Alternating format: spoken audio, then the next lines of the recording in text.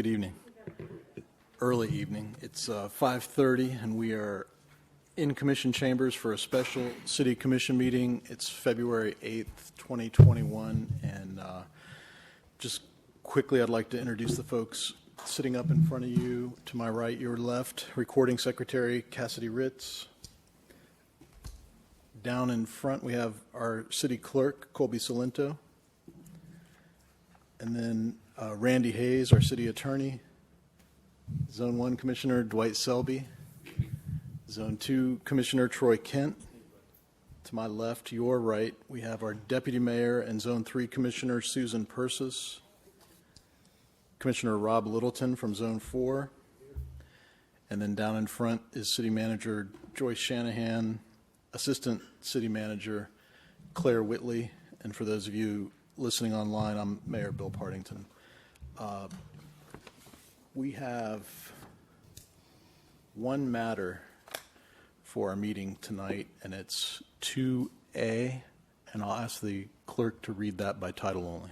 Resolution number 2021-44, a resolution of the City Commission of the City of Ormond Beach, Florida, expressing support for the construction of a new school campus on the existing site of Osceola Elementary School, expressing a commitment to provide financial support to Volusia County School Board in the amount of $1,950,000 towards the design and construction of a new campus for Osceola Elementary School, expressing a desire to enter into an interlocal agreement for that purpose and setting forth an effective date.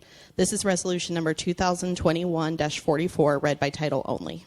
Thank you, Colby. And I've got 3 cards, and we received 2 comments online. And so we will start with Kathleen Mixitz.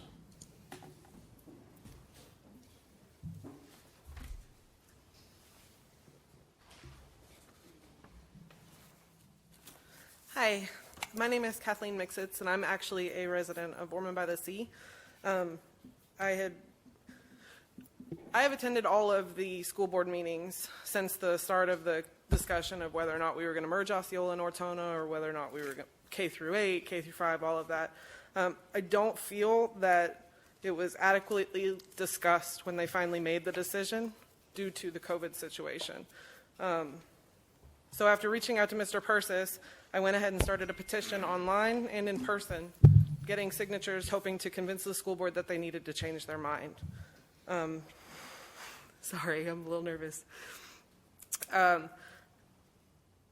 After everything that's been done for the last year, it was too big of a decision, in my opinion, for the reasons that they gave us, to rush to a decision on choosing the Ortona location over the Osceola location based on what they told us.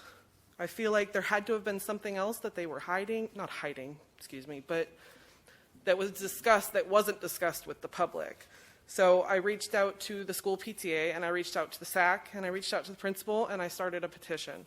And I am currently at 650 signatures, 572 online and 80 in-person signatures. And I just wanted to express my support for what you're doing and hoping that we can change the school board's decision. Thank you, Kathleen. Next is Linda Williams.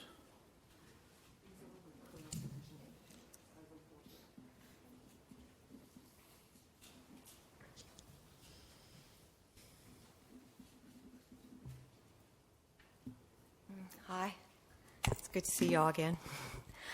I'm here representing Common Ground, and I would hate to see the school moved off from, I live right around the corner from it, and I consider it a big part of the community.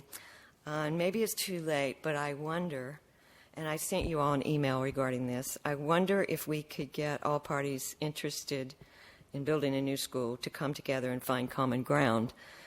The structure of common ground is already in place, and we would be happy to facilitate with some technical assistance the coming together of all stakeholders and find a win-win for everyone.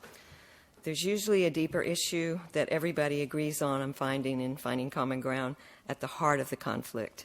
And I think we can all agree that that one thing is that we want what's best for our kids, and for those of us in Ormond Beach who want our kids to go to their neighborhood school. Since the inception of the proposal to build the new school, there have been so many accommodations due to COVID, and it's a good possibility of being with us for a while. We've had to be creative in educating our children, and we've learned a lot from that about how creative we can be, and that more kids could be accommodated. So this has always been a thing of mine with schools is, well, I've got to get through this and then talk. Could we be creative in using our resources and upgrade the educational experience itself first and foremost, and then decide what type of facility or facilities would accommodate what we want? For example, just for a few ideas off the top of my head, and I'm sure everybody here would have a great idea, what if our school building and grounds itself was a community center, a community garden, a learning facility for adults in the evenings? What if students and teachers used more community resources and facilities for educational purposes? What if they didn't have to sit in their seats so much? Well, you can see the sky's the limit for creative ideas. And by the way, our kids are much more creative than our educational system encourages them to be. I'm hearing of kids writing books and getting published and starting their own businesses during COVID with their parents assisting them. What if they learned cooperation instead of competition at school? And what if they learned conflict resolution rather than there's always winners and losers? Wow. What would it look like if teachers, students, parents, school board members, city and county commissioners, professional educators came together and had that conversation until they found common ground and then decide on the accommodations? And anecdotally, I remember walking to school when I was a kid in Burlington, North Carolina, and my dog actually walked me to school to the crosswalk and then went back home. We can't do that anymore, but I'm very partial to us having our neighborhood school. Thank you. Thank you, Linda. And next is Kaj Panera. Oh. Kai, I'm sorry. Hi, guys.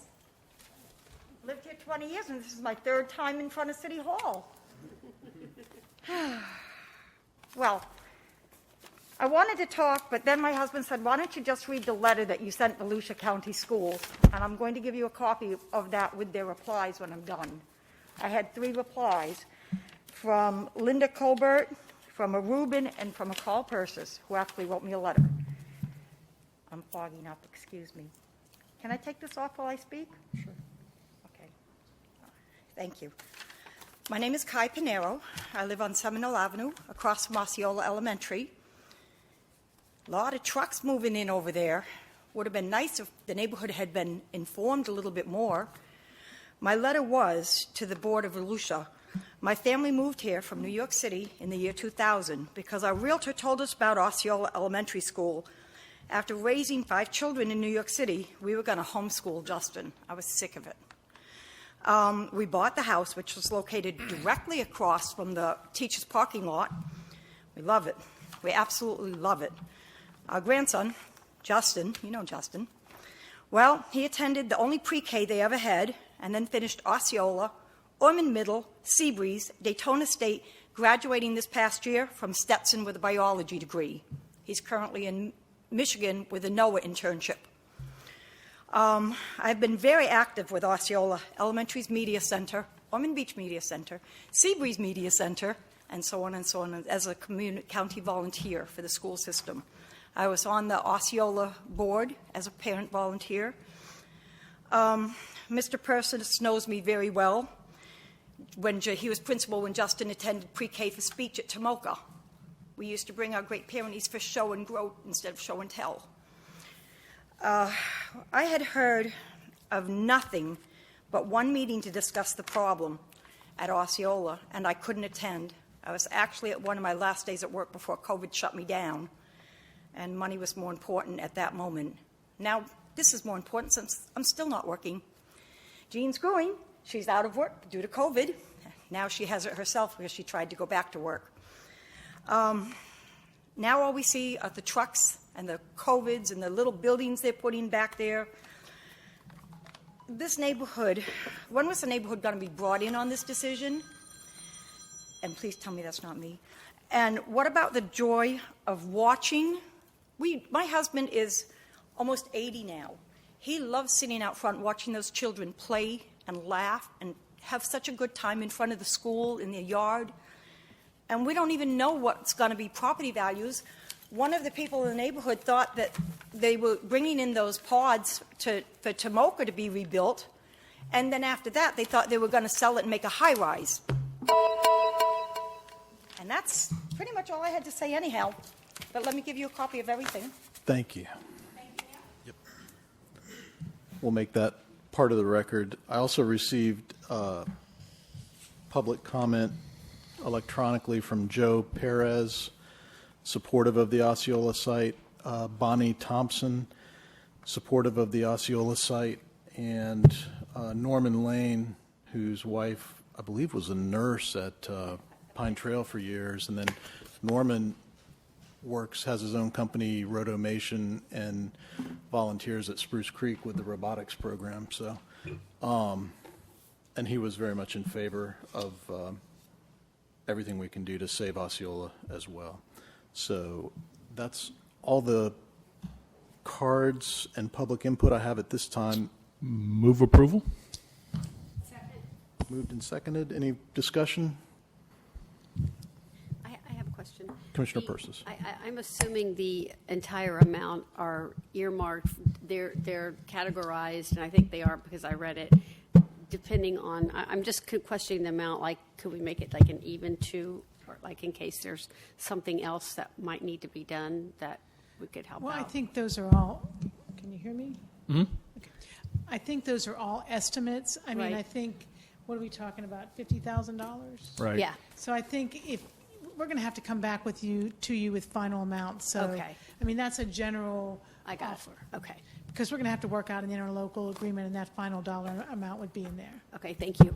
So if we present, anybody wants to speak tomorrow night at the school board meeting and says we've committed up to $2 million, we're not going to be wrong in saying that just because the amounts in here are estimates, give or take. Okay. And that's what I always say. I always say give or take, because that gives me some wiggle room. So. Very good. Mr. Mayor, may I speak just for a second? Yes, please. Just so you know, we would plan to use our stormwater impact fee fund for the stormwater conveyance system improvements. We would use our transportation fund for the road repaving and the sidewalks, and the balance would come from the general fund, and that would leave you about almost 15%, which is what your goal is.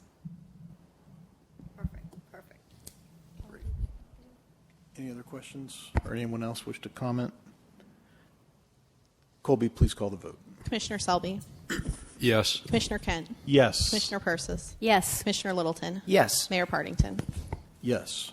And with that, we are adjourned. Thank you all very much.